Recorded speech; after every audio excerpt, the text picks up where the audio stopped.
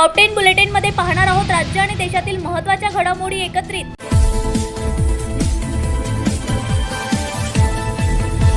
काँग्रेस प्रवक्ते हनुमंत पवारांना मारहाण, पोलिसांनी तुषार दामगुंडेंची रिव्हॉल्वर जप्त केली आणि नोटीस देऊन घरी सोडलं। पहाटेच्या सुमारास कात्रज परिसरात भीषण अपघात, लोखंडी सळईने भरलेला ट्रक बसला धडकला, ट्रक चालकाचा मृत्यू, प्रवासी जखमी। रांचीवरून दिल्लीला जाणाऱ्या एअर अँब्युलन्सचा भीषण अपघात, खासगी विमानातील 7 जणांचा मृत्यू। वेस्ट इंडिजचा झिम्बाब्वेवर दणदणीत विजय, सुपर 8च्या गुणतालिकेत बदल, टीम इंडियाच्या अडचणी वाढल्या। 50% आरक्षण ओलांडलेल्या जिल्हा परिषद पंचायत समितीच्या निवडणूक लांबणीवर, सुप्रीम कोर्टाचा मोठा निर्णय।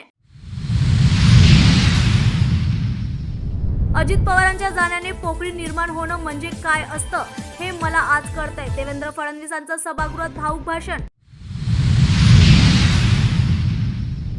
अजित पवारांच्या घातापाताचा संशय, बारामतीमधील आणखी एक गाव बंद, अधिवेशनाच्या सुरुवातीलाच वेगळंच पॅटर्न।